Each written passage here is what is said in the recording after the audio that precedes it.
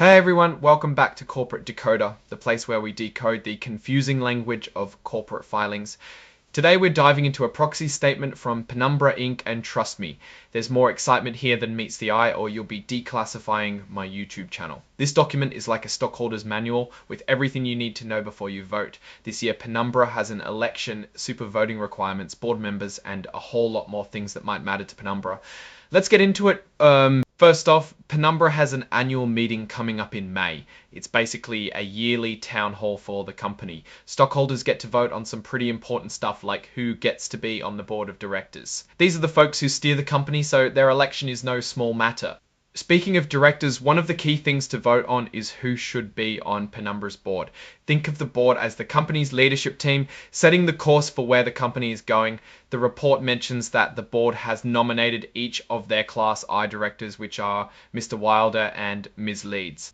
The company also gives us a brief biography on each board member. For example, we learned that Janet Leeds has a strong healthcare background with extensive experience in organizational development and governance, which seems quite valuable. Thomas Wilder is a chief executive officer at several medical device companies, as well as having been a financial executive at a large medical device companies, as well as having been a financial executive at a large medical device companies, as well as having been a financial executive at a large medical device companies, as well as having been a financial executive at a large medical device companies, as well as having been a financial executive at a large medical device companies, as well as having been a financial executive at a large medical device companies, as well as having been a financial executive at a large medical device companies, as well as having been a financial executive at a large medical device company. It's also important to know who is considered independent on the board. According to the filing, all the director nominees and continuing directors other than Mr. Elsesser and Dr. Bose are independent.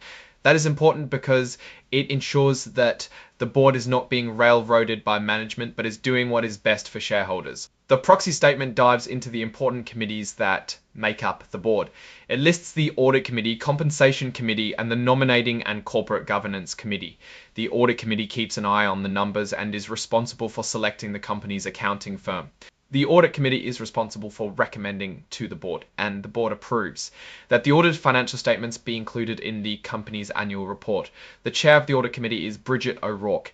If you'd like details, then feel free to read the full report of the Audit Committee. The Compensation Committee is in charge of making sure the company's executives are paid well. For example, the Compensation Committee reviews the company's management succession planning. The Compensation Committee has the authority to retain or obtain the advice of a compensation consultant.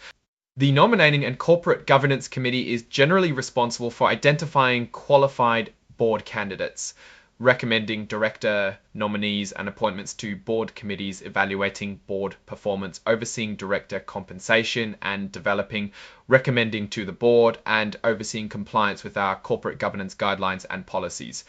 The chair is Janet Leeds. Here's where it gets interesting. Proposal number 2 is about ratifying the selection of PricewaterhouseCoopers LLP Pagewater or KGC as the company's independent accounting firm. They're the folks who check the books, and also that the Audit Committee approves of this selection. The filing provides a breakdown of what Penumbra paid to PwC and Deloitte for their services.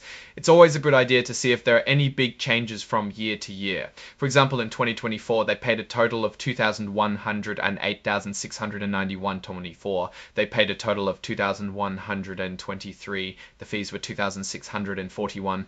This is also known as the cost of doing business.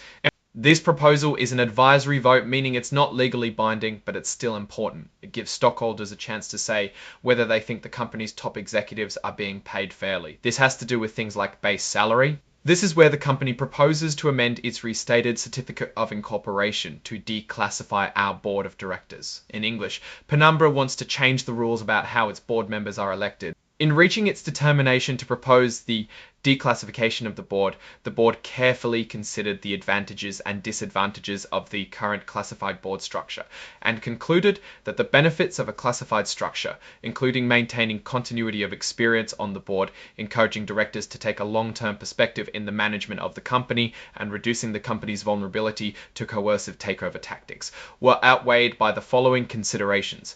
The board believes this declassification makes the company's corporate governance better, Proposal number 5 is another amendment to eliminate the supermajority voting requirements. In short, it means changing the percentage of votes needed to approve certain big decisions. After carefully weighing all of these considerations, the board approved and declared advisable a proposed amendment to the charter to eliminate the supermajority voting requirements and determined to seek stockholder approval of the supermajority amendment at the annual meeting. The board believes this will give a better position for stockholders and their ability to participate in the corporate governance of a company. Digging into who owns the company, we find some key players. FMR LLC owns 15%, BlackRock owns 10.3%, and the Vanguard Group owns 9.5% of the common stock. This gives you some insight into who has the biggest say in company decisions. It's important to know who's steering the ship. The executive officers listed here are the people running the day-to-day operations. This includes Adam Elsesser, Johanna Roberts, Lambert Hsu, and Maggie Yuan. These individuals make key decisions that impact the company's future.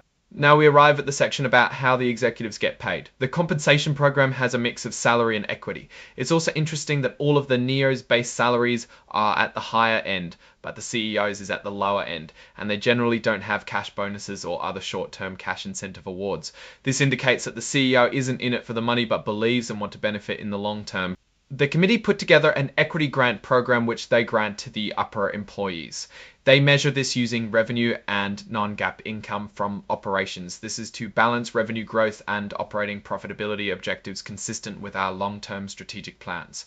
The components of the program for the executive officers are base salary and equity awards in the form of grants under the 2023 PSU program and RSUs with time-based vesting. Finally, let's take a peek at what the non-employee directors made in 2024.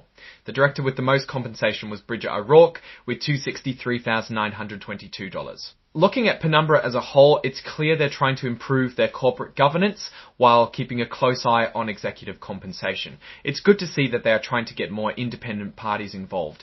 A risk that you have to consider is that a portion of their future executive compensation will not be deductible due to the limitations under Section 16.2 NEF.